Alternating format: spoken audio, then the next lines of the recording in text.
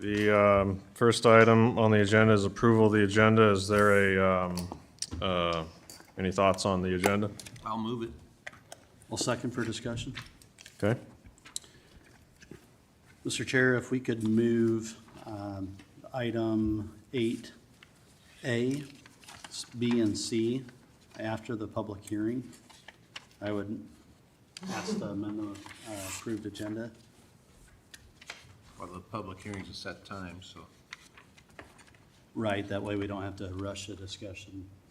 Well, I mean, we can leave and come back to it. I don't think it really matters either way. Your prerogative. All right. Let's leave it where it is then. Okay. We'll come back to it. All in favor, say aye. Aye. Opposed, say nay. Passes 5-0. Items 2 through 7 constitute a consent agenda of routine action items to be considered by one motion. Items pass unanimously unless a separate vote is requested by a board member.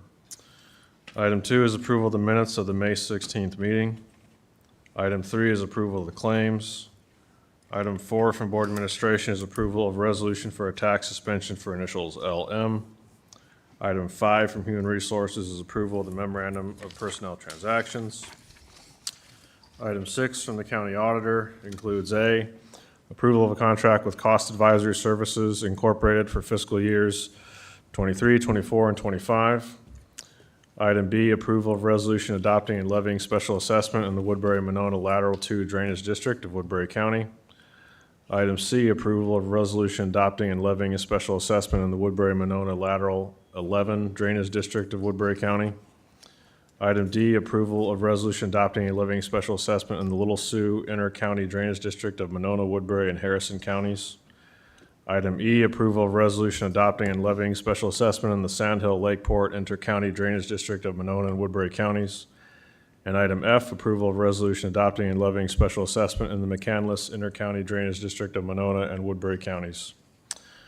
Item 7 from the County Treasurer includes A, approval of refund request for overpayment of taxes for parcel ending in 7002 in the amount of $644.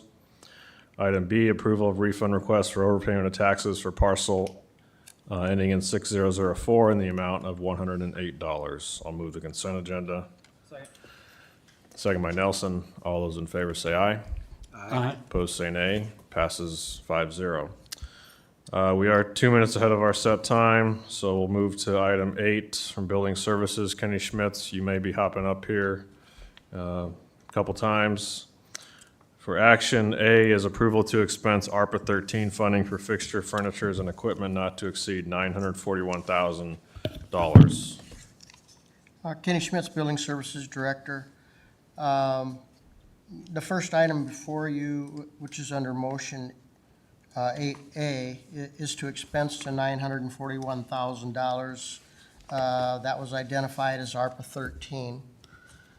8B would be an action item for office elements for the FF&E for the LEC, which is just what I consider furniture and case goods. This sum of $498,877.04 is through a local vendor, Office Elements. We work with Office Elements through the state of Iowa contracts and bid system. The amount is approximately 50% off of what list price would normally be for the product, realizing the savings through those contracts. Item C, action item, is to expense $83,000 and $83,491.04 for the purchase of the kitchen equipment and the installations thereof. I'd take any questions. I actually have some representatives with me here today.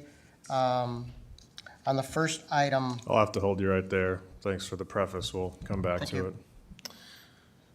We have a 4:35 p.m. set time. This is item 9 from Board Administration. This is a public hearing and sale of property parcel, also known as 613 to 15 13th Street. Before we receive bids, the public hearing is open for anyone to speak for or against the sale of this property. Is there anyone to speak? Before we receive bids, is there anyone to speak for or against the sale? Hearing none, Mr. Chair, I move that the public hearing be closed. I'll second the motion by Taylor. All those in favor say aye. Aye. Opposed, say nay. Passes 5-0. Now we're open for bids. If you would like to approach the microphone, give your name and address and your opening bid. Eric Thomas, 724 C Street, South Sioux City, Nebraska, and bid $491. Very good. Any other bids? Seeing none, I'll move the property be sold to Eric Thomas for $491. Second by Radig. All those in favor say aye.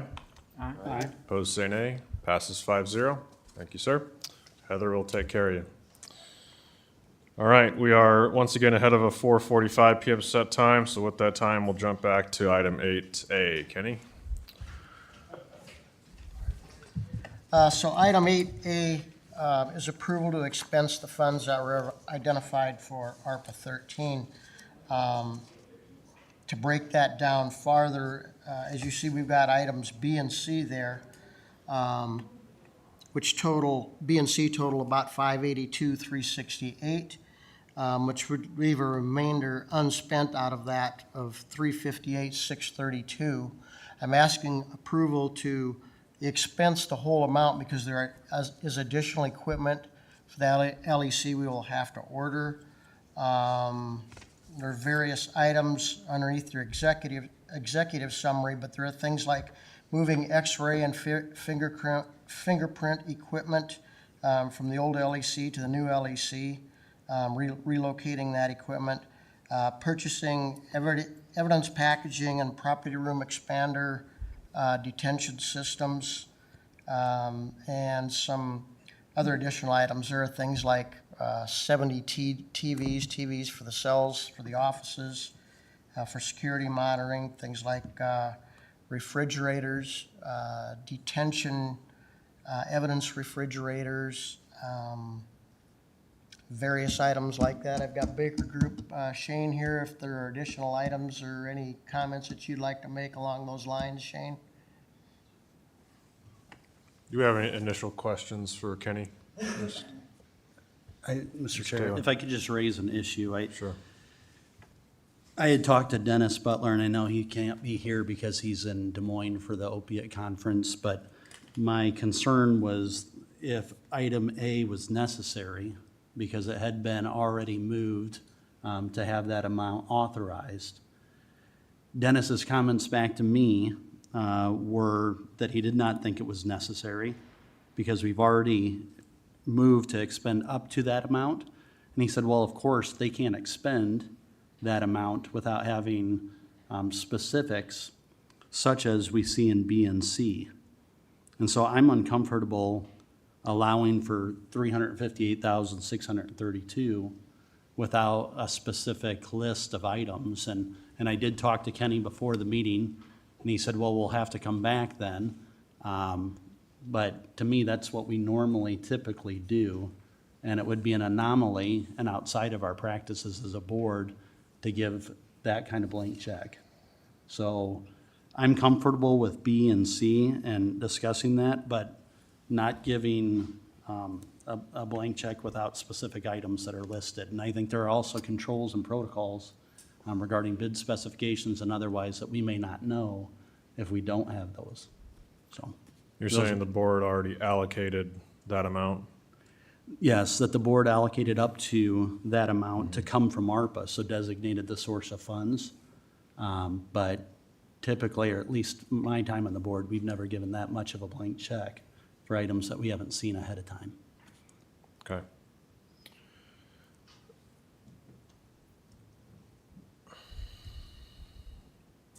So I guess my question is, we got about 2/3 of it expended in the next two items.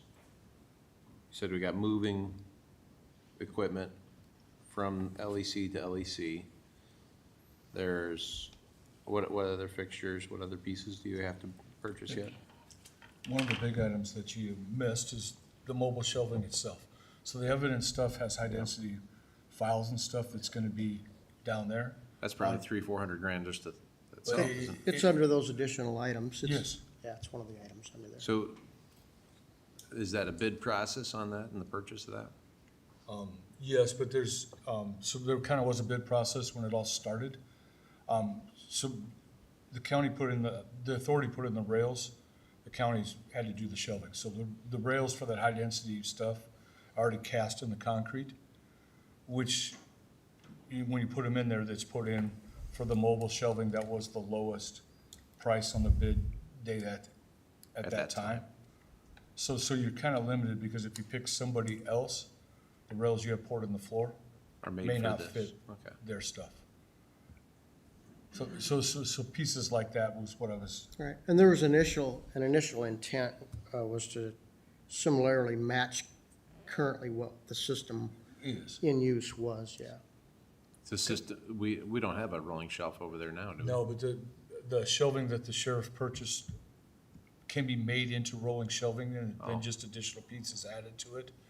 We have a meeting tomorrow to discuss, because there's a little bit of a chain of custody issue going on. How do we get the shelving out of there into the new place?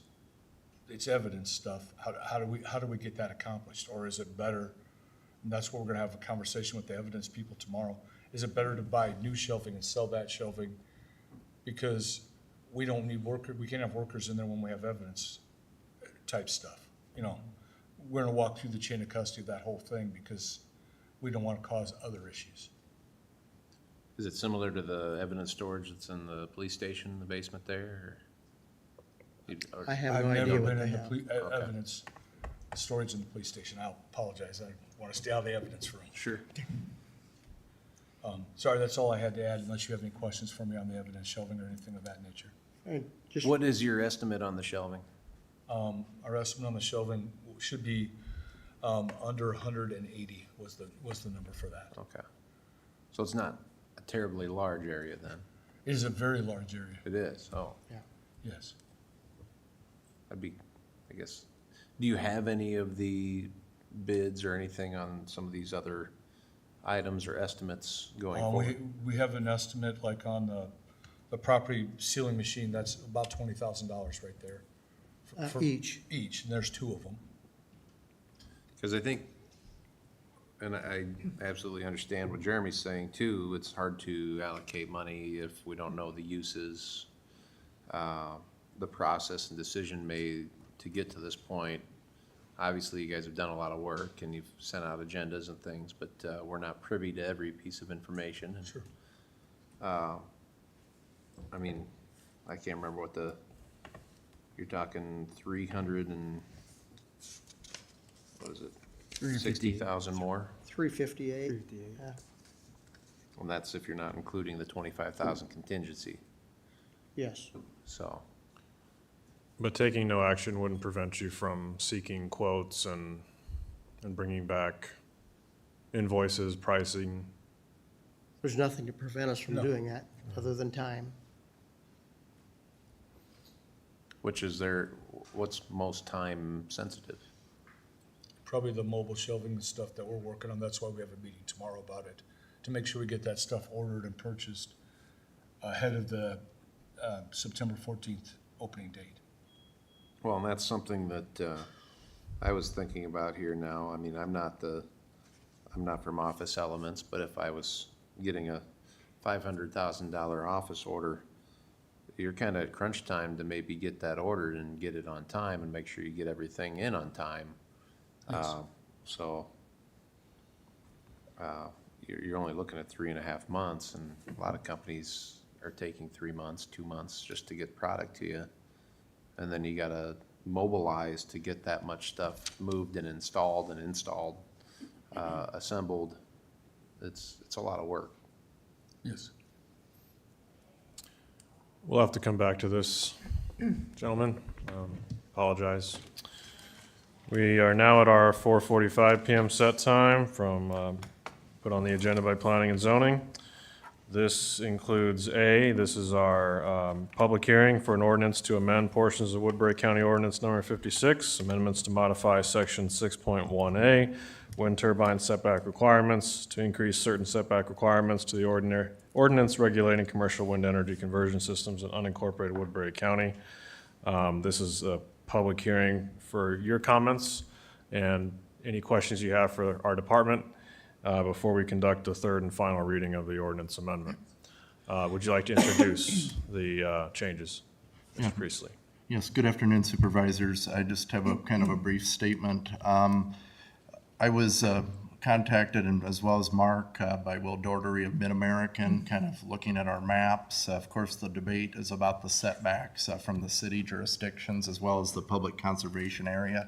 He had a few questions basically about the maps that were presented and kind of pointed out a few areas that had some concerns. And basically, we had went back and looked through the data, and I just simply would ask for you to receive an updated staff report that would have the latest and greatest maps to reflect the conservation areas and cities. So, I'll move to receive. I'll second the motion by Raddick. All those in favor say aye. Aye. Opposed say nay. Passes 5-0.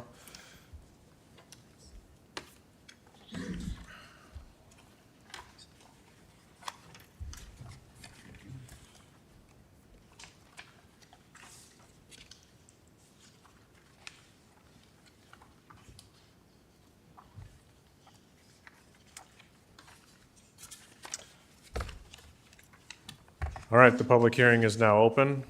If you would like to address the board on the topic, please come forward. You have 3 minutes, which our auditor's office over there will time. And we've heard a lot of the arguments up to this point, and this is our third and final shot at the amendment. So, anyone like to come forward? My name is Jim Fisher. I'm representing the city of Mobile.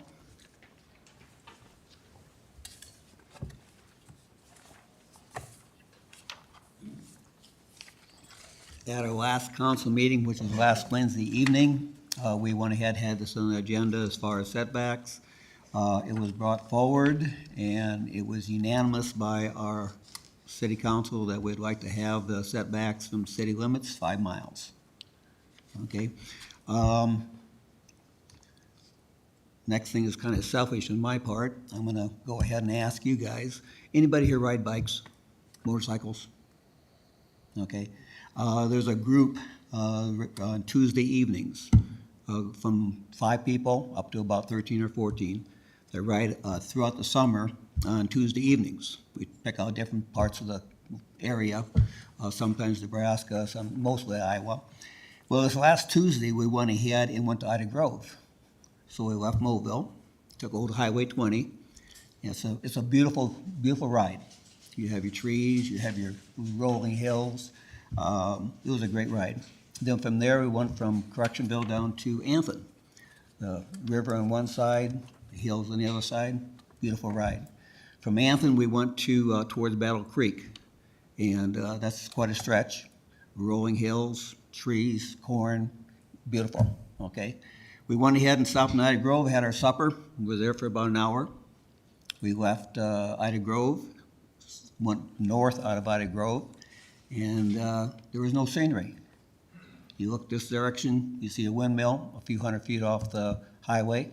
You just go a little bit further, another windmill, go a little further. So you didn't see anything but white structures. And that was halfway to Holstein. And then, of course, the windmill stopped. But the idea is, again, now, selfish on my part, but there's a lot of people that feel the same way I do. And it obstructs the view, the scenery, the environment. So that's my view of it. And like I said, there's a lot of people that feel the same way I do. The other thing is now, each and every one of you, I've invited you to Mobile. You spent an hour and a half with me. You might have been bored to death, but I was very excited telling you about our town, all the new things that are happening. And so I know that you're good people, you want to do the right things. The average lifespan is 73.7 years. Okay? A windmill now has a contract for 40 years and an additional 30 years. When these windmills go up, they go up for a lifetime. Okay? And they also go up for a generation. So it's just, you know, your whatchamacallit, your decision affects everybody, and for a long time. So the idea is, you know, I know you're trying to make the right decision, but make sure it's for everyone, okay? Just not for the ones that want the money. Okay, thank you. Thank you. It appears to me that you handed us the city council minutes from May 17th, is that Yes. correct? Okay, these are already publicly available, so I don't anticipate us needing to receive them formally. And I was informed by Dan that it might be best to give you a copy, so that you have it on record. Thank you. Thank you. Anyone else?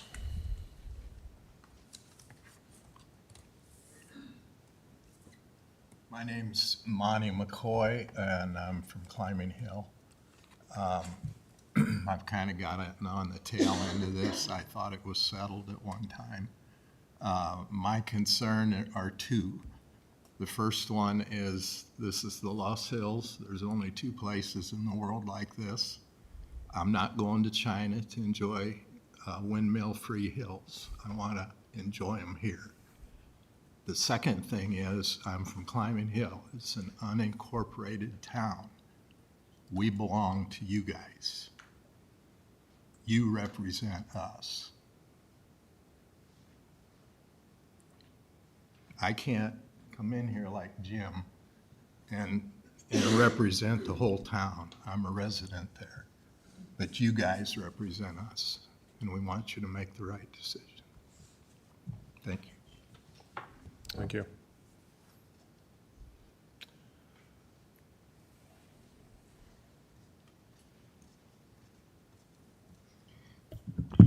Good afternoon again. I'm Bob Fritzmeyer, and my address here in Sioux City is 2933 Leach.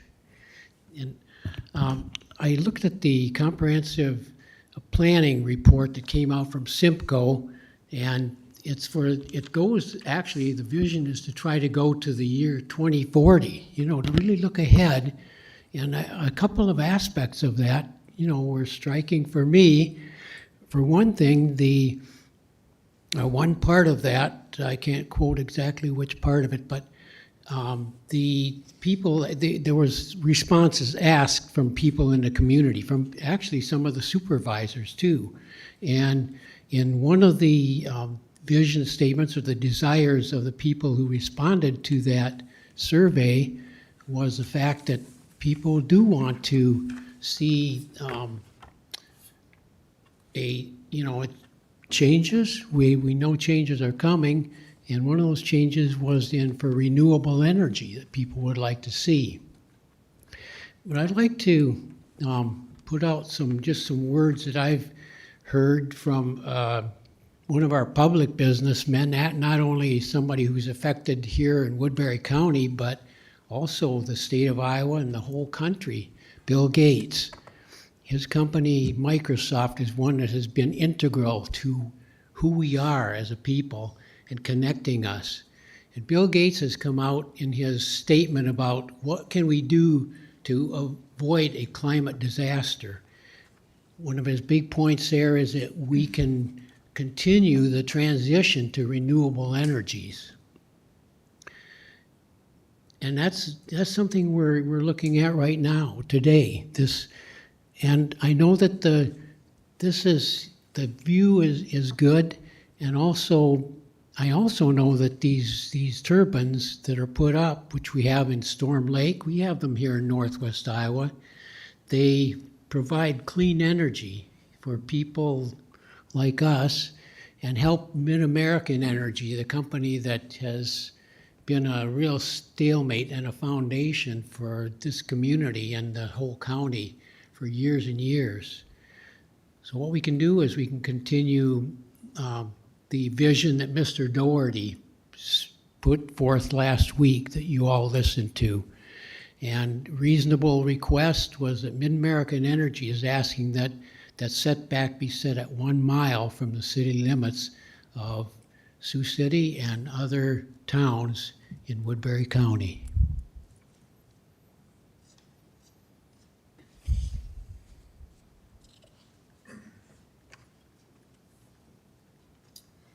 Good afternoon, Supervisors. Wally Kuntz, 2540 170th Street, Mobile, Iowa. Going to start out with a quote, and the quote says that we do not inherit land from our grandfathers, we borrow them from our grandchildren.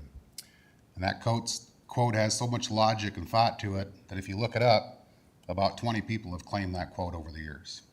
So if you think about what that means to you, that if we're signing an ordinance and it's going to last for 70 years, we're not really borrowing that land from our grandchildren, we're selling out their rights to it. Mr. Fisher from Mobile is exactly right. 70 years is not only a lifetime, but it's a generation. What does that mean to you? Your people that are going to be following your footsteps is they're not going to have the tax base that you guys have been blessed to have. So you too are going to be selling out their rights. I'm with an economic development board. I can't imagine any economic development board being happy with a 1 mile setback. I think they would all support the cities that offer the 5 mile setback to you. And I'm going to take it one step further. Dakota Dunes right here was a Mid-American project that started back in 1996. And I'm going to encourage you to follow their lead. They don't have any windmills in Union County. They certainly don't have them 1 mile from Dakota Dunes. I think we can all imagine the public outcry if we try to stick windmills 1 mile from the Dakota Dunes. So I'm in favor of a 5 mile setback. I ask you guys to kind of think about both of those things. Mid-America has laid the pathway for you to what they feel is right for their investment. I think when I look at everybody in here tonight, nobody's going to be played for a fool by Mid-America. If they don't have any windmills in their backyard, I don't think it's pertinent for them to ask you guys to put them in our backyard. So thank you very much.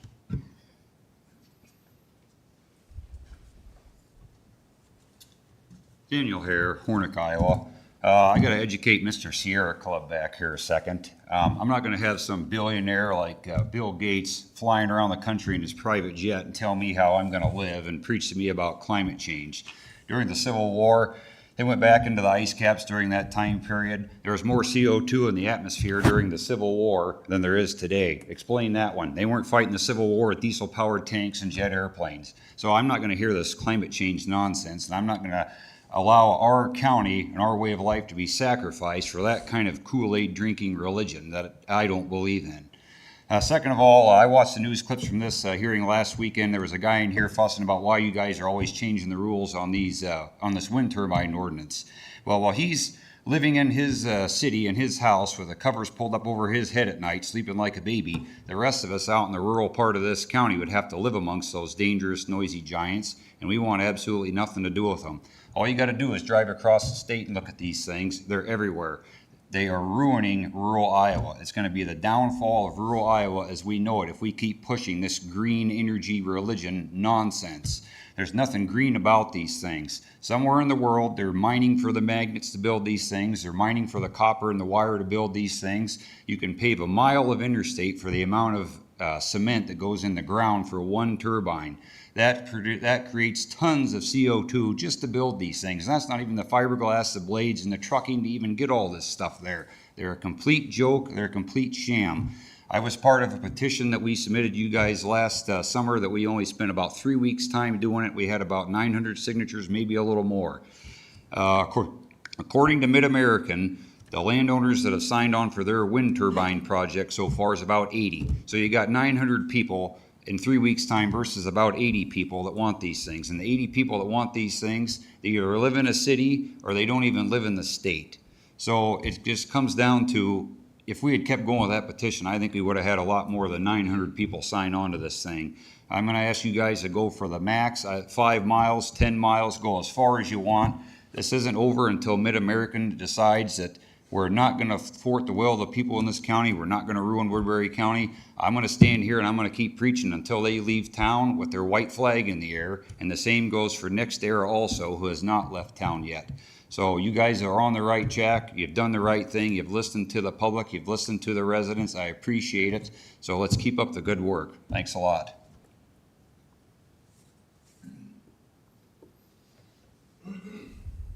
Anyone else in the audience, sir? My name is Brian Mez from Sioux City, Iowa. I'm just going to jump on the bandwagon here. I know you've heard it all. I am on a local school board in a small town in Woodbury County. I'm not going to say which because I don't represent them. I don't know their opinions, but in my opinion, small towns struggle with, schools. We're fortunate enough in our community that our school is still growing. We would like our community to grow, our two towns. If these wind generators are placed within a mile of these towns and they can't grow for the next century, as long as these things stand, all these little towns are stuck. So I am in favor of the 5-mile setback, if not farther. And like Mayor Jim Fisher said, this doesn't affect us short term. I mean, these things won't go away once they're built. So don't limit these small towns to growth. There are still a few out there that are able to grow. Please allow them to do so. Thank you.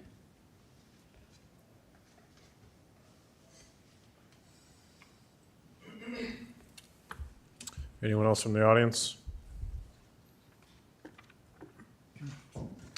Karen, do we have anyone on the phone? Or, no? Okay. Hearing no other public comment, I'll move the public hearing be closed. Second. Second by Taylor. All those in favor say aye. Aye. Opposed say nay. Passes 5-0. Item B is to conduct and approve the third and final reading of the ordinance amendment, which at this point is to increase the setback requirements to 2 miles from city limits and from 1 mile from public conservation protected area.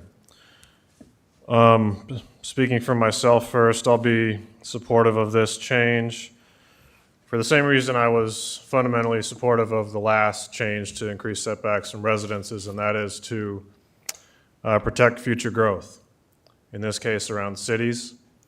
And as for the amount of distance, we've established as a board and as a department the annexation limits and how that ties into this number. In my opinion, it's important to be in a defensible position, logically and legally, just for the good of not only the board's position, but also the public and the county. And a lot has been said on this topic already, so I don't think there's anything else I'll add other than to say, more tax dollars is nice, but it's not everything. So, anyone else on the board? I'd like to ask Dan a question. As far as the 2-mile setback from city limits, that would grow as the communities grow, correct? If they were to annex, say if someone annexed a half-mile outside of town, that became city limits, then that would extend the boundary, correct? That'd be correct, because you'd have a new line for the corporation line. But, no, they won't, I was anticipating that question. They're not gonna tear down anything, though, that's been, so you would have sort of a moving target, in other words, right? Yeah. Okay.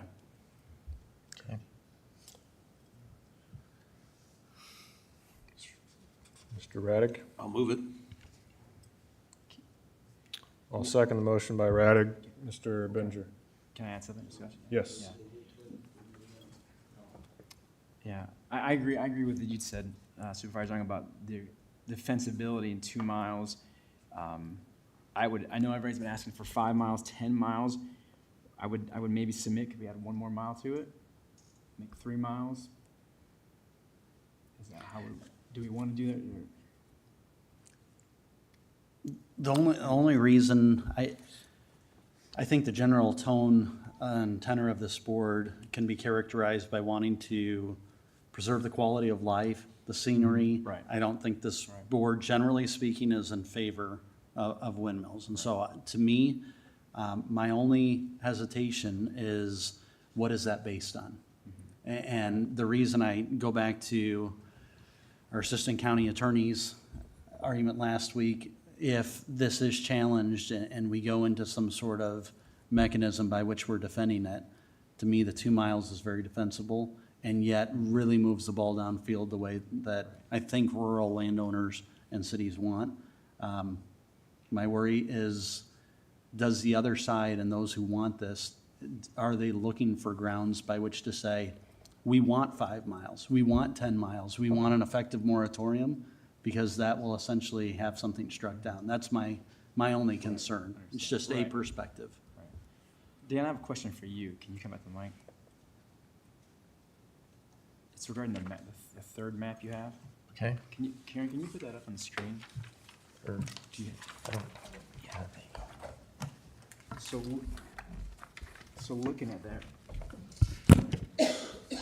where the green's at right now, so those are current wind easements right now. Are those beyond the 2,500 foot buffer? Are those green ones safe in essence? Are they?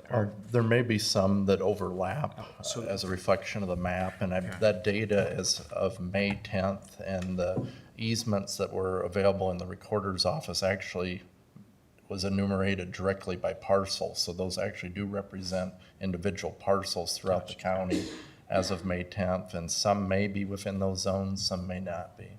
So looking at that map, correct me if I'm wrong, a majority of Woodbury County would be excluded from easements, right? The white area represents areas where there's a possibility to put Okay. sites and locate those. And the darker areas around the city represent the 2-mile areas. And I think from what I'm seeing up there, that more yellow region is the public land areas. And so So from looking at this, it looks like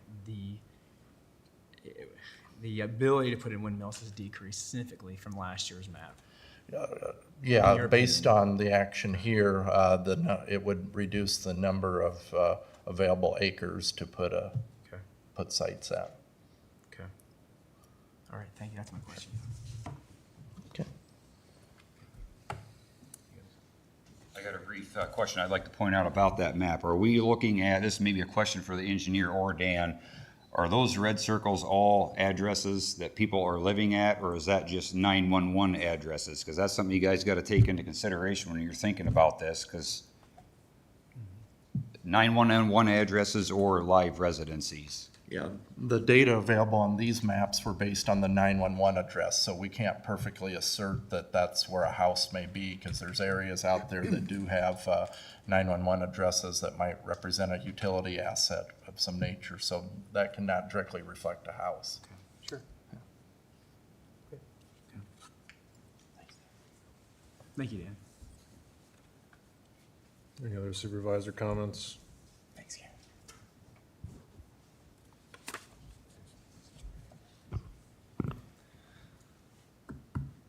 I guess I appreciate Jim coming forward tonight with your comments. I appreciate all the cities that have brought this in front of their councils and brought this to our attention in the first place. And I appreciate the Conservation Board for their feedback and all the hunters and the public park users that contacted me with input. You know, personally, would I like to see it like go a little further? Sure. I think that going from 600 on both to 2 miles and 1 mile, I think I'm glad that we've gotten at least that much done. I do agree with Supervisor Taylor that we're at a pretty defensible position. If there were to be a lawsuit, I guess the question that could be floated is if they would try to litigate us. Sometimes that's a PR nightmare for them and something that they want to stay away from. But, we also have to be cognizant of the taxpayers' money and of our time and our staff people's time. And so I'm definitely supportive of what we've got here on the table, and I appreciate all the good input that we've had through this process, so. Thank you. We ready to vote? What is the worry about the lawsuit? Who would bring the lawsuit? I guess if Mid-American deemed that we were maybe trying to zone them out, instead of having like a moratorium or something like that, they could try to sue the county for damages if their project failed because of something that we did, but that's to be seen, yeah. They haven't come into the county yet, so, That's true. they're not allowed in. The public hearing is closed. Unless there's a brief question, we can answer expeditiously, but if it's, Are there counties in Iowa that absolutely don't allow them? It's been my understanding, and Joshua can weigh in on this, that it's been deemed illegal to effectively put a moratorium in place. And so that may have been the direction of this board from the very beginning, based on some public sentiment. But with that, If it's an effective moratorium, then those proponents of wind energy may be able to have some sort of legal standing. And so our advisement from last week was whatever setback you have needs to be defensible, what logic is inherent in it. And because this has extraterritorial review, which is a 2-mile radius around, that we have a very defensible stance with that. Question about Climbing Hill. You know, we're unincorporated. Mr. Chair, can you please have him come to the podium so that it can project on YouTube? Climbing Hill being unincorporated is right in the center of the county, and the nearest incorporated town to us is like 10 miles away. I don't think Holly Springs is incorporated. It would be 5 miles, but my question is, what's protecting Climbing Hill? I mean, we got a 2-mile setback on all these other incorporated towns. What's protecting us? I mean, can they come into the center of the county and plant something and then expand from there? I mean, are we gonna be the stepping stone for this? Appreciate a comment. Thank you. Well, as we discussed with County Attorney's Office's comments in a previous week, you know, the process of the ordinance amendment is to stick to the amendment clauses noted and to deviate or add or subtract substantial changes is something that requires an additional ordinance process. So no one can be, you know, taken by surprise if we do an about face and add something else that hasn't been listed in the public agendas or in the published notices. So that's the short answer, Mr. Taylor. And do you mind if I ask our Joshua, and to that question on a finer point, unincorporated areas, townships, that's not considered when we're talking about this, I think to the gentleman's question. Right, the way that the public hearing and the ordinance amendment has been noticed, it's on the narrow issue of setbacks for incorporated areas. So that's not something that the board could address at this point.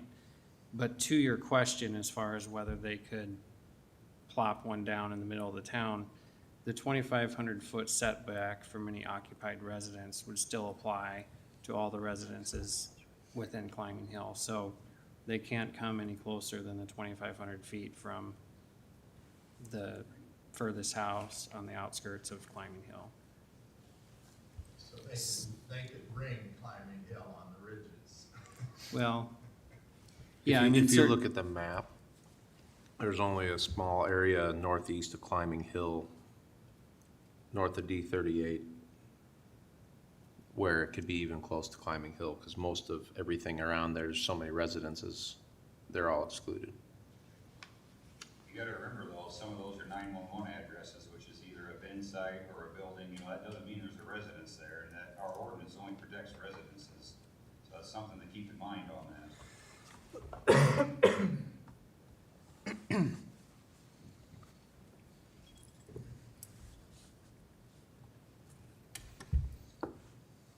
You guys ready? All those in favor say aye. Aye. Opposed say nay. Passes 5-0. Item C is to adopt the ordinance amendment. I'll move it. Second. Second by Taylor.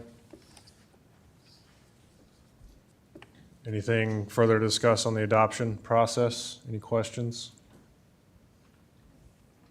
Hearing none, all those in favor say aye. Aye. Opposed say nay. Passes 5-0. Thank you, everyone, for your input.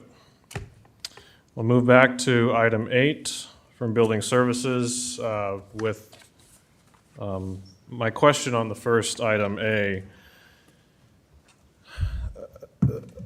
So it is true the board has allocated funds, and to my understanding, the use of ARPA, technically, it just simply involves allocating expenses during the periodic report filings and submitting those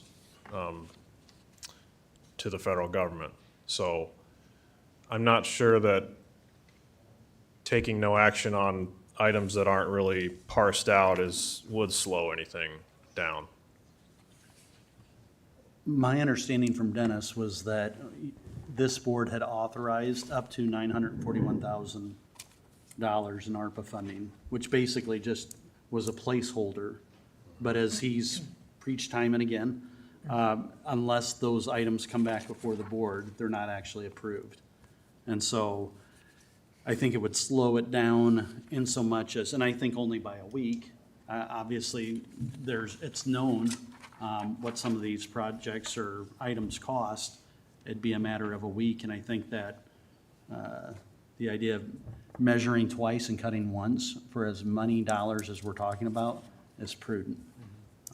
It's what we normally do, and the only alternative is to catch it in the claims, and I think that's not ideal at all, so. Yeah, I would say that, and I mean, I have full trust in you guys, but we already had one citizen come forward concerned about how the jail process was going, transparency in that regard, and so we probably don't want to get into that trap where, you know, I guess if you guys can bring us some estimates or that kind of invoices, then we can approve them, and then everything's clear cut. Sure, we'll certainly do that. I don't agree this won't be a week's process. It'll be several, probably many might be the word. But we'll work through that process. The LEC is a huge project, but in hindsight, I would recommend that the board consider using a purchasing agent or a purchasing service if you do a large project like this again, just due to the amount of complexity and time that it takes. That said, I do have representatives from Office Elements here this evening for the B portion of this, for the case goods and. So before we move on, can we talk a little more about A? Yeah. Okay. So when we allocated the 941 from ARPA funds to this, did we essentially say anything under a certain threshold he can purchase, and then everything that's over a certain threshold, he comes back to the board? I don't remember. So, I mean, in past practices, I mean, how much do we give as a purchase authority, you know, before we just approve in claims versus we put it on the agenda? Is it 25,000? I don't know that we have a set policy on the amount. When I'm looking at the board's motion on the 941,000 from December 6th of last year, it references Woodbury County fiscal year 23 capital improvement as the funding source. Was there a later board action that changed it to ARPA funding? I do believe there was. Was there an actual action, or was it discussed at budget time? Oh, yeah, that may have been done at budget. I mean, this is just in the background, so I don't, it says December 6th, Board of Supervisors approves FF&E and the amount of this to be funded by ARPA 13. They did, and that's correct. And I'm just looking at the minutes that are on the website. And the minutes aren't. To see the actual approval, you've got to listen to the YouTube video because they changed the action item during that meeting. And I shared, that's one of my concerns about tonight. I shared this with Dennis too, is that I don't want to have an interpretation from the auditor's office and the attorney and the board on what exactly was done tonight, because with conservation, we said ARPA for sewer and water, but they came back before the board and they said, here's the specific amount. Every single time we've asked for people to come back, even with CIP, it's never been a blank authorization without knowing what exactly we're purchasing, so. Well, again, the board approves that when you approve your expenditures for all your accounts when you have your board meetings, so. I agree, but I don't know that we say 358,632 for various items. And it's just such a large amount that I don't know that we've ever said, here's a blank check without knowing.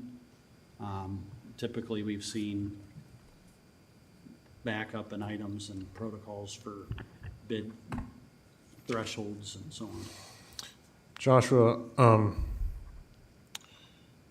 if, in order to, make the delays less, is there a case to be made for emergency items involving, in particular, the known fact that if the opening is delayed, there is a financial impact, a major financial impact?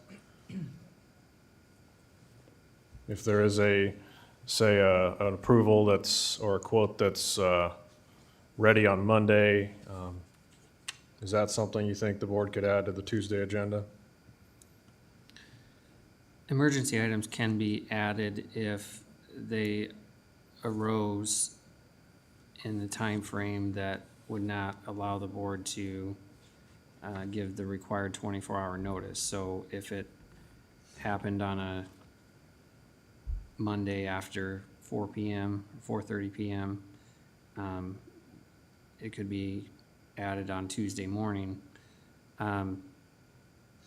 If it's something that was known about before that, then I don't think you'd have a basis for that emergency item. Could we also do like we did before and have it on there weekly, and when we actually have something, bring it up, and when we don't, then we move on? I mean, we did that with something else. I can't remember what it was now. I mean, That Kenny, was do you related. anticipate that things would come up that would not, you'd not be able to give the board the notice required for? Michelle, did you have something? Just that was related to the COVID updates, Yeah, is that's what it was correct, yeah. before. No, not of any of this additional equipment. I mean, if there was, if we didn't receive any of this other product, let's say before the LEC opened or sometime after the LEC opened for some reason, it would just affect operations. I don't see it affecting other costs or impacting other things. Can I ask another question about how many purchases do you anticipate? Maybe 20 more? 25? If you look under my additional items, those aren't all of them, but those are some of them. Well, I'm just thinking if you had to buy a $10,000 item here and a $25,000 item here, and of course we got this big picture item that's 180, Right. if you're talking a bunch of little purchases over and over again, then I can see where this process would be more frustrating, but if it's. Yeah, I'm gonna say maybe around, I'm just off the top of my head here, maybe 20. Okay. And we've got 3.5 months, so you're talking,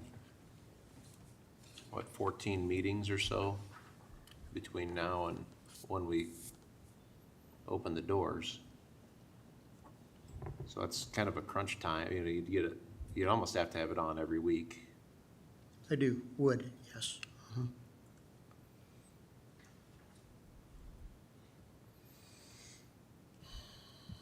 Well, we could have it on every week. We could certainly have a placeholder item.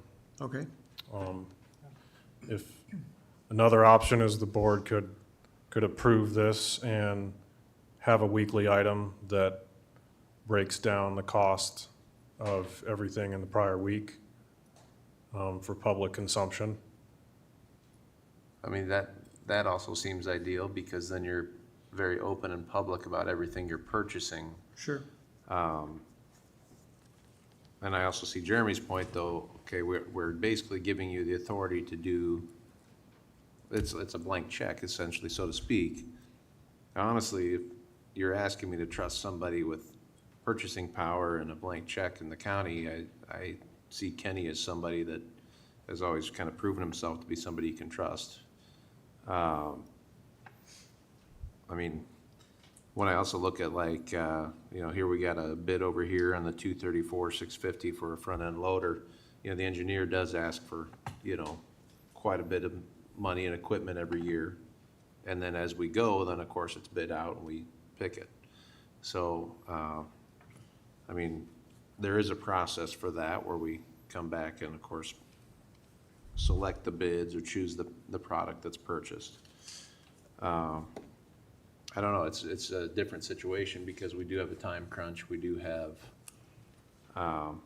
obviously, we're working with the joint authority as well on this project and a consultant. So there's a lot more moving pieces and it's a little different. I do kind of like what Matthew just said, though, you know, having every week, okay, let's look at what's purchased. Almost like it's in the claims, but it's a separate claim every week where it's very clear and identified what you're asking for, if that makes sense. Yeah, I would envision a weekly information item that would be worded similarly, something like information regarding furniture, fixtures, and equipment purchased for the LEC in the period this date to this date. Next week, it would be the next week, and you'd have all the breakdown. If you don't have it in time for the agenda posting, just bring it, we'll receive it into the record, and every week there'll be that public discussion on what was done. I agree with comments about, you know, I feel fine having Kenny, you know, make those decisions in coordination with myself. I mean, if he did anything wrong, there'd be an issue.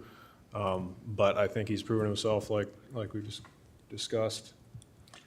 My only problem with that, and I appreciate the timeliness, but it's really after the fact. I mean, it's already done. There's no protocols, there's no threshold, there's no past practice that supports it. And so it will be, I trust Kenny too. It's not that. But if it exceeds a bid threshold, we'll say, well, yeah, a mistake was made, and now we know it transparently, and the public knows that this mistake was made. The board didn't approve it, but it went through the claims process, and then we saw after the fact that we shouldn't have, and so everyone will have known the mistake. That's my issue isn't one of not trusting Kenny. $180,000 purchase, would that need to have any kind of bid, or that could just be done with? That seems like a threshold that is higher than. It's gonna be a single source bid though for a certain product. There's only one place you can get the product from. That's the challenge. And I don't know So how do that you our, bid it out? I don't know that our assistant county attorney, though, has had that chance to review if in a silo, our building services director has went ahead and made that purchase, listed it out for the agenda, and we see we shouldn't have done that. The county's liable for that, but at least we knew about it after the fact. That's why we have all these protocols, typically have a budget. And I'm not talking about 5 staplers. I'm talking about here's $180,000 expense that we didn't know was coming, and we saw after the fact and hope that everything was done properly. That's my concern. I trust you fully. And you will see some items come that will not have bids. There won't be any comparables. And if that's the case and our county attorney's office is good with it, I am too. But I know that the reason that sometimes he weighs in, even during the course of our meetings, is to advise and say, that actually isn't the case. I know in systems controls, that's sometimes been a moving target, whether we need to or not, so. I don't know if you have any weigh in, Joshua, or not. Well, and just to try to address that, it depends on whether it needs to go out to bid or not. It would depend a lot on the nature of the equipment or the change. But I think a perfect example of what you're talking about is item C that's on the agenda tonight, because initially this discussion started last week as whether it could be an emergency item. Because my understanding is that C is something that is actually a change order to the contract with Hosman out at the jail, and it wasn't initially anticipated to be part of this $941,000 that was approved for FF&E. So there was a question as to, well, has the board already approved this or not? There's not a definite listing of what is or isn't included. This 83,000, if it was a separate project, there's actually design changes in the way that the equipment's going in, that it would have to have been bid out if it was not something that's a change order to that contract. But the authority couldn't move forward with a change order without assurances that the Board of Supervisors has approved that. So I think what Jeremy's talking about would address something like that, where there's a question, okay, is this approved, is it not? And the authority needs to have an answer on that before they can move forward with a change order or certain purchases. So it's good that we're having this discussion and try to iron that out.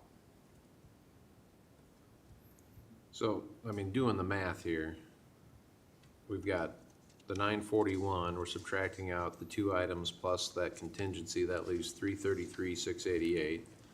You're saying about 180,000 on the shelves, that leaves about 153,688. So between 19 purchases. So to me, those seem like smaller purchases that are a little more claim oriented. I didn't divide it out to see what that would be. 153 divided by 19, you're talking about 8,000 per item or so, which some might be 20, 25, and some might be 2. So I actually think, in my opinion, we could look at something like that. And I just wanted to, why I asked you about the city's storage over there is because when the city, I was on the council and we bid that out.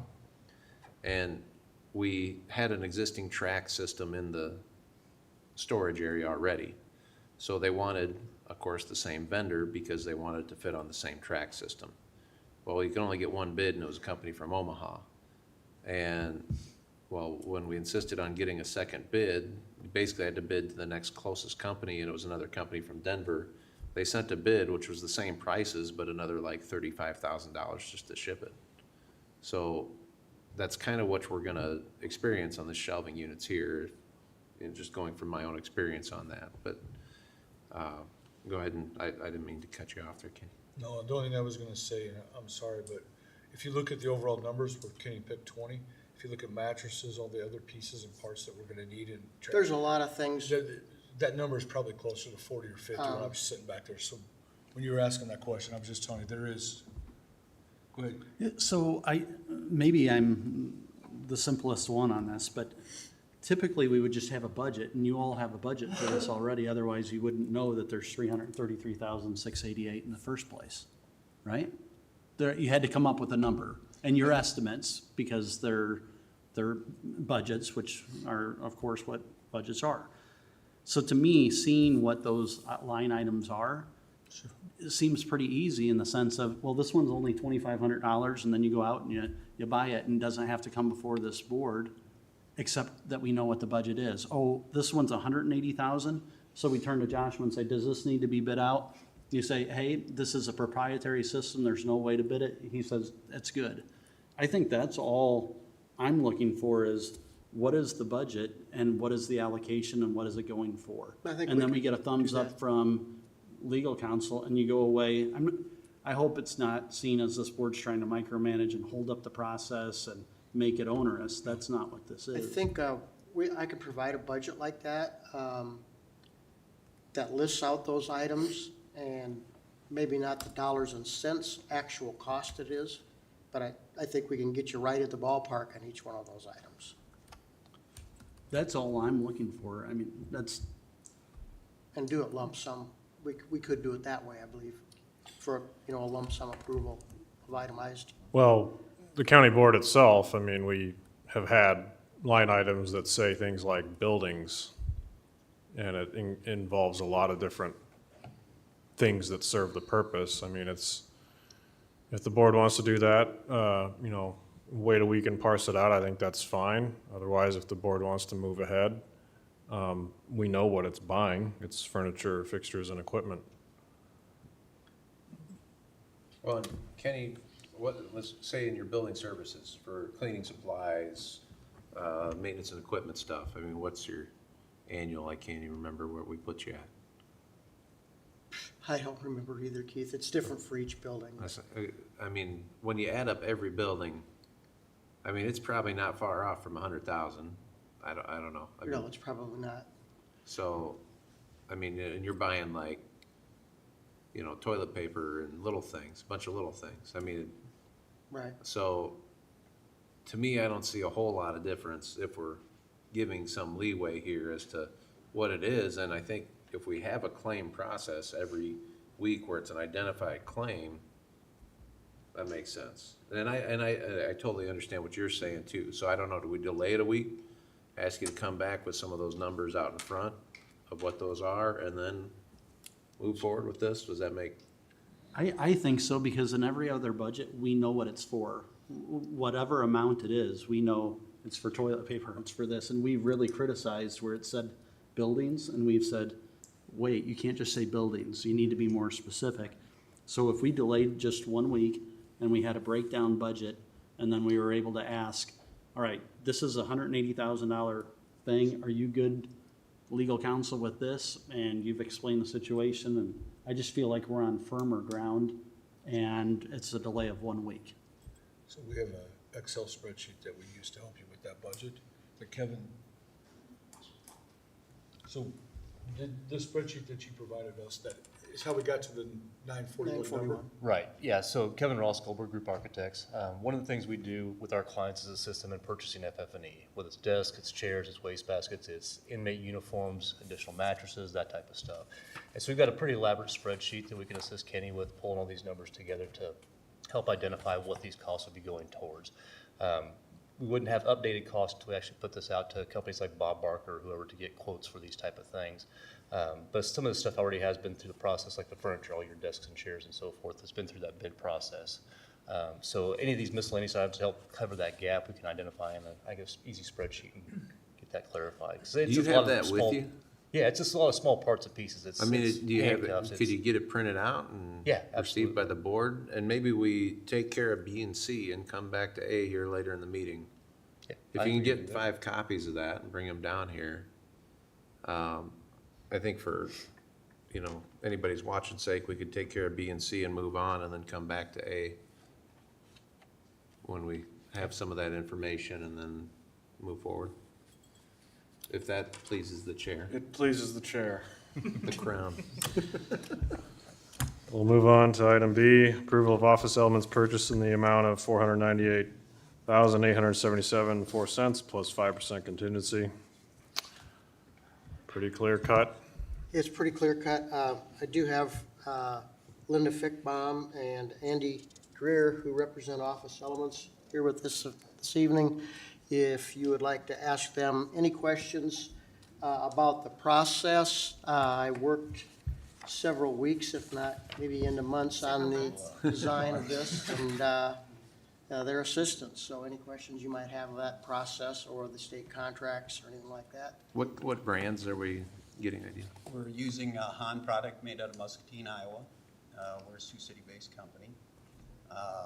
And that's who we set the contract. They're part of a large group contract. That's where we got it from. It's a state, state, local, national. It's a national contract covering state, local, county, and such.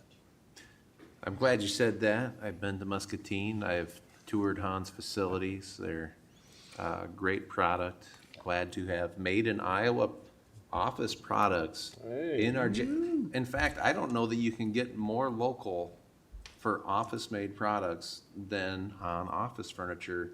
Something that I know some people were critical that we maybe didn't use enough local product.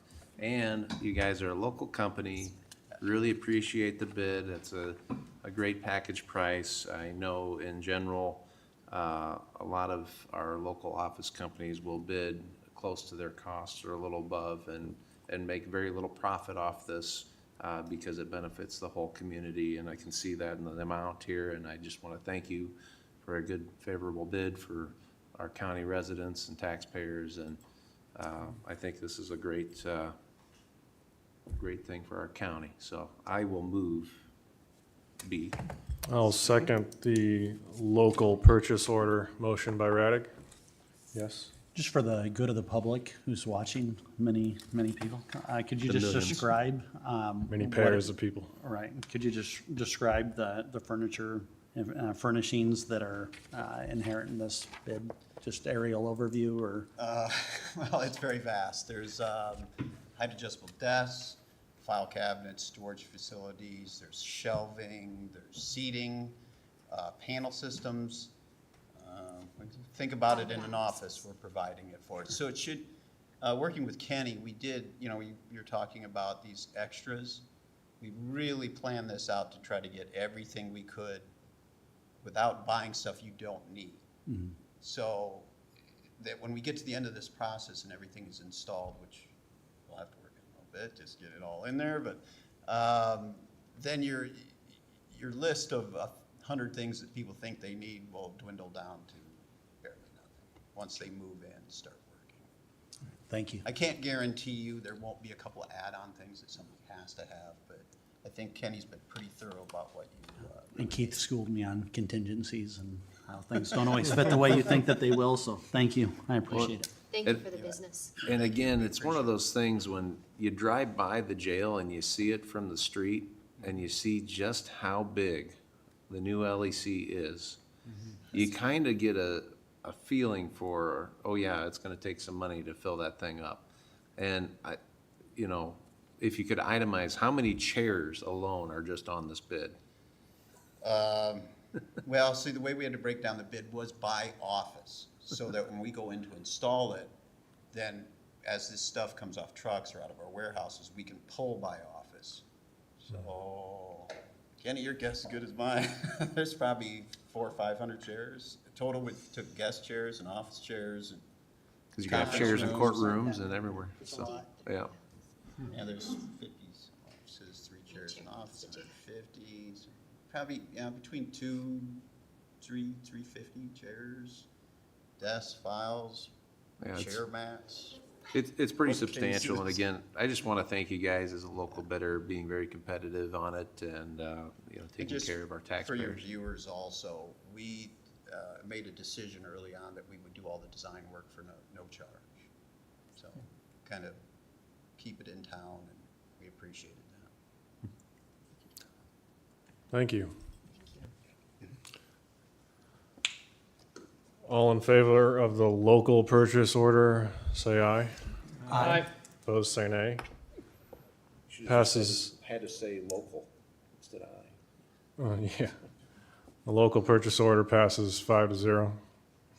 Item C is approval to expense $83,491.04 for the purchase of kitchen equipment and installations. C would actually reimburse the authority, the LEC authority, who would actually approve this, what would be a change order to their contract with Hausman. This would, amongst other things, install a new dishwasher and some other equipment in that kitchen. Part of that is some changing actually to the design in the current kitchen as it's being built. And so there's various items that go into that. But again, this is a reimbursement dollar amount that would reimburse the authority for that approval. Yes. Joshua, and I'm sorry, I wasn't following, or my brain didn't catch up fast enough with your words earlier regarding this item. Everything's good from your standpoint concerning this item and what the board needs to do? I was brought into the conversation last week because there was an urgency on the part of the authority to give the contractor an answer on the change order. And there was questions whether it could be an emergency item last week. And ultimately, we determined that it could not be. But as far as how it has proceeded to the agenda today, I think it is something that the board can act on. And there's been the consultant has said that it can be under the ARPA fund. So from that standpoint, I don't have concerns. So what is the board, and I'm supportive of that, I'm just wondering what we're doing. So what is the board specifically moving then? Are we moving this item as it's listed here, approval to expend $83,491.04 for the purchase of kitchen equipment, or are we supposed to move something otherwise? No, I think that's right. Has the authority already approved the change order? Yes. Okay. And it's just a matter of of the county, and my understanding is part of the reason the change order was necessary is that there was some county equipment in the current jail that at one point, the hope was that it could be moved out there, but it's been determined that that's not the appropriate thing to do. It's not gonna fit in the space, or whatever the reasons Kenny could speak to. But since they're not able to use the county equipment, this change in the design and the setup of the kitchen is necessary. And so, I think that it's felt that it's appropriate for the county to pick up the cost of this change order rather than for it to go back on the general contingency that's available, otherwise on the main contract with Hausman. So I would move the agenda item as written for discussion. Second. The motion by Taylor. So my only question then becomes, and I can't remember when we did this last for the LEC across the street, we purchased some equipment over there, We did. and so that equipment's not very old, is my understanding. Even though I understand and I can completely appreciate it doesn't fit, the square peg doesn't fit the round hole. What happens to that equipment, and can we sell it and We get can, something? yeah, we can probably sell that equipment. It's, when the LEC opens, that equipment over there will be approximately 7 years old. So I know it doesn't seem like it's been very long, but time flies when you're having fun. Some of that equipment's life is only expected to be 10 years. So that was one of the deciding factors in this, is that it maybe didn't make a lot of sense to move 7-year-old equipment and incur the costs of doing that. So that was a good portion of that. And what I will say also about this is we did some back homework on this to make sure that larger items that are in this, like the purchase of a dishwasher, like the pricing that we were seeing from Hausman on the change order, was accurate and reflective of a good price that it should be. So I actually went out and priced the very same dishwasher that they did. And apparently their purchasing power was greater than ours, because my cost was $1,000 above theirs. So we feel that we got some good pricing on it, on the change order as well. Thank you, I appreciate that. Don't suppose those were made in Muscatine? Don't think so, no. Nice try. Hearing no other discussion, all those in favor say aye. Aye. Opposed say nay. Passes 5-0. Thank you. Thank you. We'll move down to item 11 from Human Resources. This is approval of purchase of cyber liability insurance for FY '24. Well, don't go too far, Kenny. We'll need you for 8A when we come back to it, right? Yeah. I'm gonna go check and see if Kevin's actually. Sorry, I didn't mean to interrupt. That's okay. Melissa Thomas, Human Resources Director. I'm bringing back this agenda item for approval for the purchase of the cyber insurance. There was a question last week that Joshua Widman brought up that I did call the agent, and there is no change in the policy, and it was due to the off-site storage. So we're good to go, and grateful that we have no change in the financial impact. So that's big, because each year it seemed to be increasing. So I really appreciate all WCICC has done and keep these costs low. I'll move it. Second. Motion by Raddick, second by Nelson. All those in favor say aye. Aye. Opposed say nay. Passes 5-0. Thank you. Item 12 from Secondary Roads, County Engineer Mark Nera, includes A, approval of resolution establishing a 35-mile-per-hour speed limit on Old Lakeport Road. In cooperation with the City of Sergeant Bluff, the law enforcement and city staff had requested a reduction in speed limit. They've got some new subdivision driveways in this area on the west side of the road. It was a scene of a fatality and a couple of serious injury accidents as you get south of Glen Ellen there, and they requested a lower speed limit. Since it's joint jurisdiction, it's right on the corporation line. It requires both city and county approval of the speed limit. So we're recommending a reduction in speed to 35 miles an hour. Current speed limit is 50. And you're saying that starts at Glen Ellen? Just north of Glen Ellen. Okay, like, as you're going up the hill a little further though, right? 300 feet north of Glen Ellen, so it's between Ridge Road, where it cuts over toward Old Highway 75, and Glen Ellen, which cuts northeast toward Sioux City limits on that side.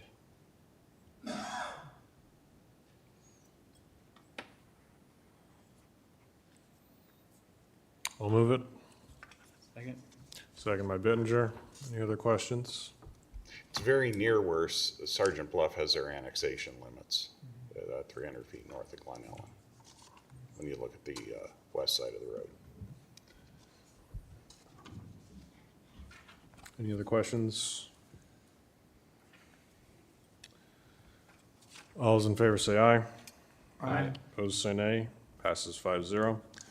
Item B is approval of resolution setting interest rates for drainage district warrants for districts under the jurisdiction of the Woodbury County Board of Supervisors.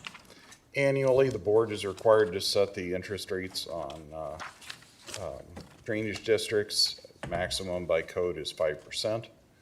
The board has been at 5% for quite a number of years, so recommend approval of the resolution. I'll move it. Second for discussion. Second by Do we- Taylor. Do we need to do all these separately, or can we? Well, that's just the setting of interest. That's the next item. Oh, sorry, Yep. I'm one ahead. You jumped ahead of me by one Excited there. about it. All those in favor say aye. Aye. Opposed say nay. Passes 5-0. If the board wants to pass these all as one, I don't have any issues. I just do want to point out, Ben McDonald does have some outstanding bills. We're levying $6,000 in that area. That is our flood protection district that's in the vicinity of the town of Smithland. Poverty Hollow, a small amount levied for their drainage district dues, and they're in the hole $31 for this year. The other is Wolf Creek. You can see that they're $171,555.49 down at this point in time. We're trying to close out the 2019 FEMA disaster damages with that were billed against the Wolf Creek. Sorry, Mark, Mr. Chair. In the past, the history has been approving these individually, so I don't know if you'd like to take them individually with the comments. I've always done it individually. I don't mind doing it individually. And Pat has typically requested that in prior years. Okay. Okay. Did you want to go through them one at a time? Yeah, I'll as go we- in the order that I've got them here. Orton Slough I'll Drainage move District. Orton Slough. 0. I'll second the motion by Raddick, sorry. Quick question. It says 9 drainage districts. There's 11 items. What's going on here? We're counting pumping districts. Counting- Those no longer have levies against them. Got it. Okay. I was looking at the backup and there's 10 items here and I'm like, all right. For Orton Slough, all in favor say aye. Aye. Opposed say nay. Passes 5-0. I'll move Smoky Hollow Drainage District. Second. Second by Raddick. Anything to note? 0. 0? No, I don't know. It's 0. Smoky Hollow is 0. All those in favor say aye. Aye. Opposed say nay. Passes 5-0. Item 3, I'll move Weber Creek Drainage District. Second. Second 0. by Raddick. All those in favor say aye. Aye. Opposed say nay. Passes 5-0. Item 4, I'll move Wolf Creek Drainage District. Second. Second by Raddick. $10,000. $10,000. Going once, going twice. Sold. All those in favor say aye. Aye. Opposed say nay. Passes 5-0. Item 5, I'll move Bennett McDonald Drainage District. Second. Second by Raddick. $6,000. $6,000. All those in favor say aye. Aye. Opposed say nay. Passes 5-0. Item 6, I'll move Smithland Drainage District. Second. Second by Raddick.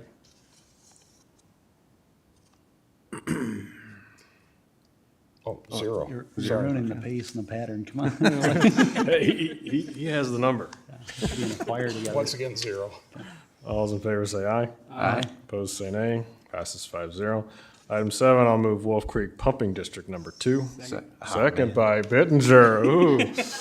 Gotta get it in there. He's quick. Show that you're here. Yeah. 0.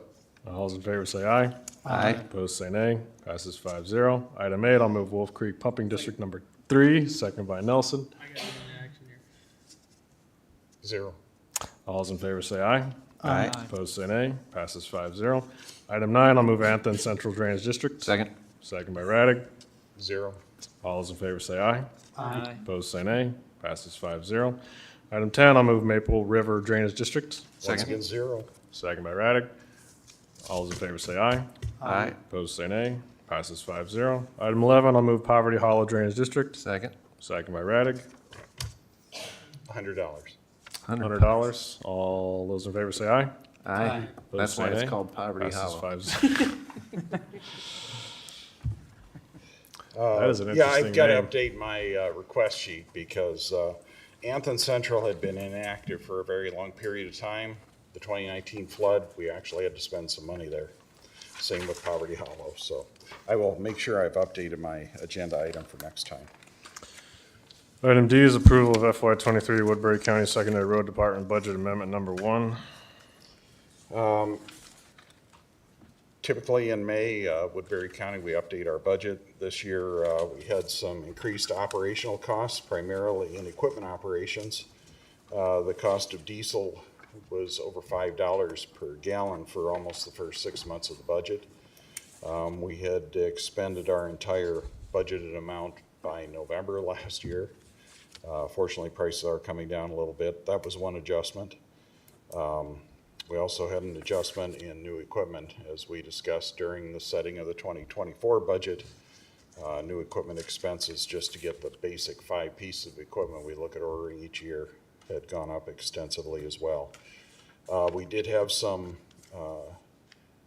revenues in excess of what were anticipated in local option sales tax and road use tax funds that are assisting us in covering the bill. So we also had some bridge funds that came back as well. I'll move D. I'll second the motion by Raddick. All those in favor say aye. Aye. Opposed, say nay. Passes 5-0. Item E is approval of a city-county agreement for South Bridge Interchange Project. We're the last signature on this, correct? Yes, and Karen is gone. She's got them in your signature folder. Sergeant Bluff approved the agreement last week. Sioux City approved it last night. Dennis and I really appreciated the efforts of city staff in working with us, reviewing the agreement. Some of the things that are in it just we work to make sure that the rural taxpayers aren't on the hook for the bond issue if those areas are annexed and they begin to develop. I think one of the higher points of that is at the point in time when they're annexed, and then each year thereafter, the valuation of whatever is sitting on that annexed land is added to that repayment of the rural levy that can then be applied to the TIF-funded bond issue. So city staff felt it was very fair. I think both cities are very appreciative of the board fronting this effort.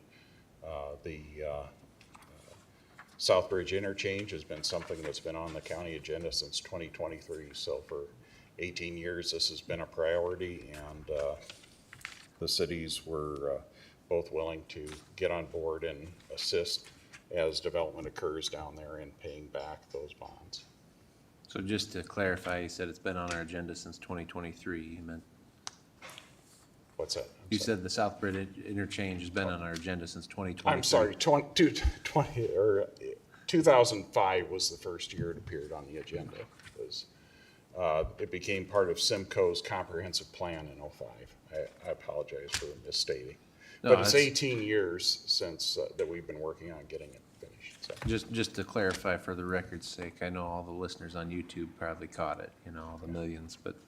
Yeah, I hate to embarrass myself in front of your vast viewers. Sorry about that. We already have the drainage district singing supervisors with 4 views on TikTok. So good to know your mothers are watching. Sorry, go ahead. No, not a problem. No, I just really wanted to, I guess, kind of highlight this as a big deal for the county, for the city of Sioux City and the city of Sergeant Bluff to all work together, because this is a major potential impact in economic development in our county. And, 2005 is about the time the Northern Valley Crossing Bridge, or Irving F. Jensen Bridge, was opened in Sioux City. And at that time, there was no development across from Walmart, and now look at everything that's there. And even just the single store sales in that area had escalated by up to 10 million to 30 million a year for some of the businesses. So that was a $30 million project, and look at the impact it's had there. And look at all the available space we have in Woodbury County, near Sergeant Bluff, near Sioux City, even down towards Salix, and the potential impact this could have. So it's a major achievement to have worked together and gotten this kind of agreement, not just for Woodbury County, but for all the taxpayers in the area. So I'll move item E. Second. Motion by Raddick, second by Taylor. Any other discussion? Yeah, thank you, Mark, too, for your work, and Dennis from afar, because putting together this agreement, I think, I can't agree more with Keith on the economic development front, where this has happened, over in eastern Iowa. They've seen great growth, but also that I think this protects county taxpayers as well. I think it's a good balance, so thanks for your work on it. Yeah, John Danos at Healer's Law Firm also was helpful in this. Well, and I guess this is a good chance to Dorsey say Law Firm, I'm sorry.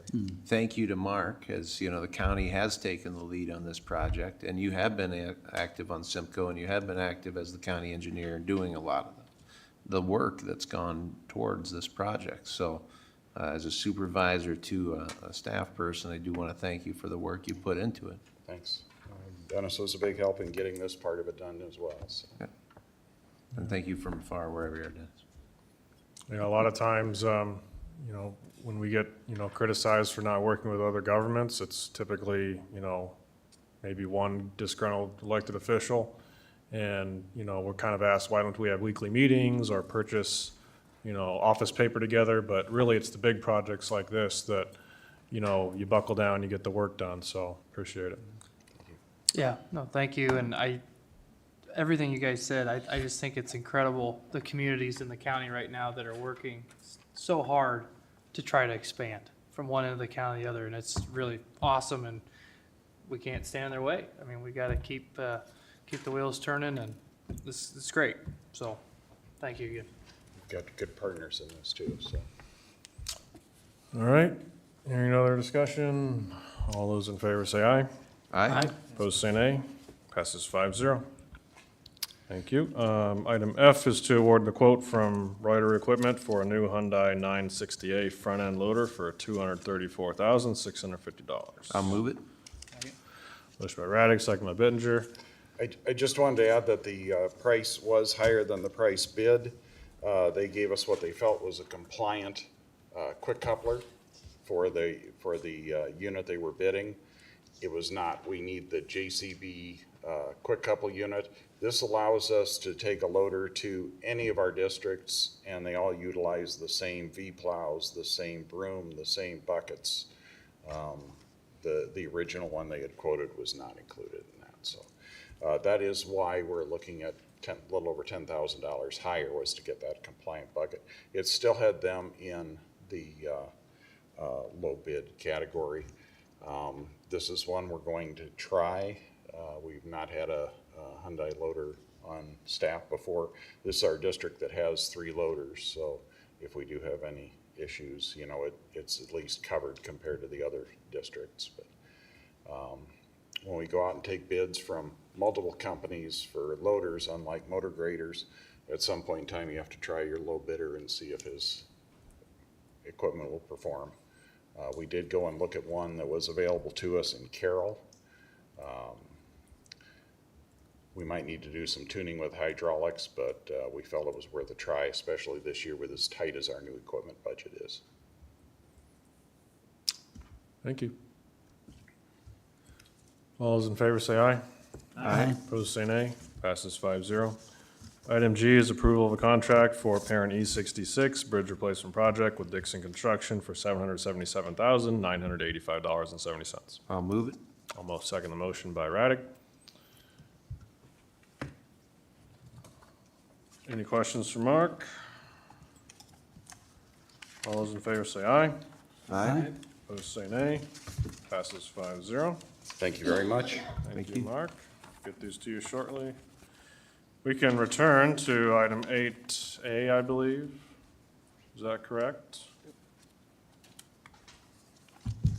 Yes, Shane, thank you, and Kevin. So I brought half of them. Kevin's running with the other half, so. Can I would just request- ask, do you mind if I ask? Yeah. Do you feel like you've had enough time and it's timely enough that tonight we need to take some time to review?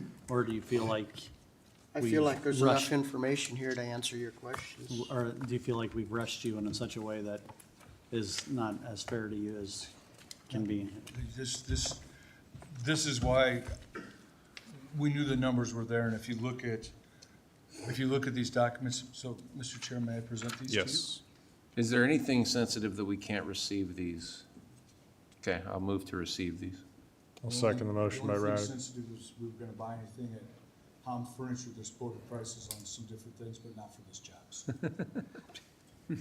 I apologize, this is work in progress, this has not been fully dialed in, it wasn't anticipated, presenting this to the board tonight, so kind of keep that in mind.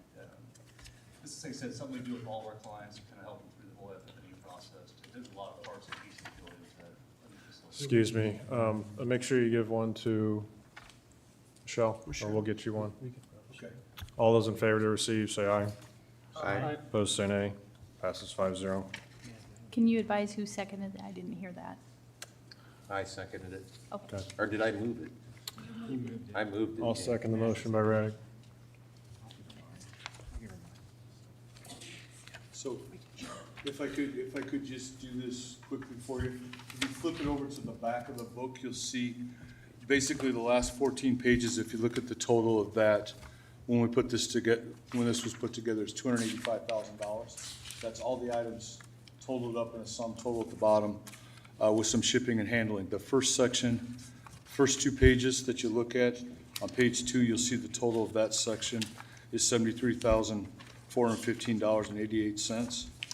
The next 2 pages are grouped together, and they total for 58. So basically, what you start with, your first stuff is what you would consider appliances. Your next things are just other equipment. That's where we got the vacuums and pieces of that, right, Kevin? Utensils. Yep. Yeah. And then your final one is the book of everything else. Your final 14 pages is the book of the TVs and stuff that you need for the offices, the projector screens, the wall-mounted brackets, and it basically goes through all the different offices with just estimates and numbers of things for out there. And this is how you came up with the total. This is exactly how we came up with the total, with a guess on what the actual furniture to sit on was. So I think just in addition to that, see, we're fine tuning this, work with Kenny, and the sheriff's office to get the right quantities and so forth. This is kind of a starting point to give us an estimate on where we would typically like to start with, so. So just to reiterate, if I may, so you're saying all told, these items total approximately $285,000? The last 14 sheets, yes. The last 14 pages. So there's 3 different categories of sheets here. You've got your electronics, you've got your miscellaneous detention, equipment, accessories, and you've got, what was the other one we had here? Appliances is the first. Appliances, thank you, sorry. Appliances is the very first one. So it's like your break room's gonna have a refrigerator and a microwave, things like that. So the appliance total was that $73,000 that I read. It's on page 2, Jeremy.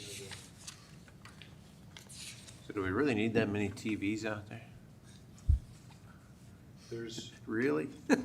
so there's, if you just think about it, there's 22 sections. And each of those sections has 2 TVs in it. One for the rules and requirements and one for TV. So that's 44 right there. So that's 44 TVs. Those TVs, not only do there is 326 lenses, different camera shots out to the new jail for the amount of cameras and the coverage of everything. So all the different offices need to be able to see. There's certain cameras that they want to see that they're responsible for when they're working. So this jail has way more technology than what you have currently. 326 lenses is a lot. You should have seen them all, when we went to Ripon, you should have seen those all displayed on those 55-inch monitors, and there's 4 of them for master control. So for the public's knowledge, how many are gonna be on cameras and how many are on ESPN? Good question. We'll let the sheriff's office answer that one. Just to look at the first 2 pages, I'm just struggling to see how that equals 73,000. I mean, I'm totaling it up and it looks like it's something like 10. I mean, if I just took, and I'm not trying to nitpick am I missing something? I mean, all those items together don't look to be more than No, I agree. That's $8,000 or $10,000. looking to see if it missed a sheet in there or what it did. I don't know. Maybe I didn't print one sheet. Well, and again, like I said, this is something we're gonna fine tune and bring back to you guys as a whole. My preference would be this is the kind of level of detail that I think is great. I think by 1 week's time, and to be fair to you all, I mean, we're kind of putting you on the, hey, go ahead and give us a breakdown of $333,000 in 19 minutes. You know, it's not really fair. But this is the sort of thing that next week I'd like to be able to say, approve the whole thing and then be one and done with it, and then you never need to come back. That would be my I agree. preference anyway. That's fair. Yeah, the only thing I would add is since the board may want to revisit the motion to accept this since it's a draft document rather than in final I form. was just thinking that. I'll reconsider the motion to receive. I'll second that reconsideration. Motion by Raddick, second by Taylor to reconsider the motion. Does there need to be another motion to not receive, or can we? Once you reconsider, it denies the Reconsider, okay. reception. All's in favor say aye and give back your sheets. Aye. Aye. All those opposed say nay and hold on to them. Thank you, guys. Appreciate your work. Passes 5-0. Appreciate the LAC authorities' work too. I know it's a long process, and so. I think this just underscores the vast difference between the words allocate and expense. An allocation is kind of a placeholder, and expense is, this is what it's for, and this is the exact breakdown. Hopefully this helps give you an idea of what we're talking about. There's a lot of small parts and pieces in this. There really is. Oh, okay. I said, I keep looking at this. I used to have 5, and now I have 4. He's gonna see where you can buy a fridge for that price. That's what he's gonna Thank you. All right. Thank you. We'll take no action on item 8A. Actually, let's move to postpone until next week. I'll move that. Second. Second by Taylor. All those in favor say aye. Aye. Opposed say nay. Passes 5-0. Item 13 is reports on committee meetings.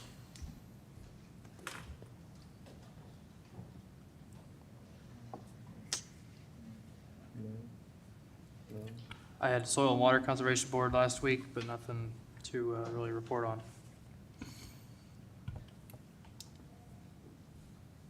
I had Community Action Agency, and you guys all get the minutes of those usually, so. All right, item 14, any citizen concerns, and they're gone. Item 15, any board concerns? Last week, I was sent a video of Sioux Falls Rotary Club hosted some representatives from the carbon pipeline companies in kind of like a public forum to talk about their projects, that sort of thing. And I was sent, I didn't know anything about it, but was sent the video by a citizen that had some questions for the board. In that interview, Summit's public relations gal, Sabrina Zener, who was one of the gals that Dan Bittinger and I met with to discuss about their project in Woodbury County several weeks ago, referenced us and said that we had told her essentially that Carbon Sink, who is the methanol company looking to come to Woodbury County, was only looking at Woodbury County only if they could hook up to Summit's pipeline, and that we had told her that. Carbon Sync has put out a statement that they don't require a carbon pipeline to come to Woodbury County. They have other means of getting carbon for a plant project, and they are definitely not set on any of the carbon companies. And so I would just like to clear the air as well, that in no way did Supervisor Bittinger and I infer that Carbon Sync would only come here if Summit had their pipeline, or that they would only hook up to Summit's pipeline. And we would just ask them to correct those statements going forward, so. Thank you. I have a concern. My wife was out in one of our local communities and was confronted by a citizen and was really upset by the actions of the board being led by me to drain the Little Sioux swimming hole for the next 35 years. And I was just curious as to anyone remembering our actions that we took where we drained the swimming hole for 35 years. I'm drawing a blank. Apparently I had led this motion. Sounds right. Okay. Could that happen in the multiverse, maybe? So we got multiverse, I don't remember, sounds like something you do. I had a citizen that contacted me about a month ago that asked why we were clear cutting the trees in Little Sioux Park. So if we guys remember that motion, I would like some input on that too, so. All right. I probably led that too. I noticed the Amish furniture that you were selling in the store, and just I wanted to point that out. My favorite was the less hills. The less hills alliance to eliminate hills in Woodbury County. We don't always enunciate perfectly, but it's less hills, not less. Any other board concerns? We are adjourned.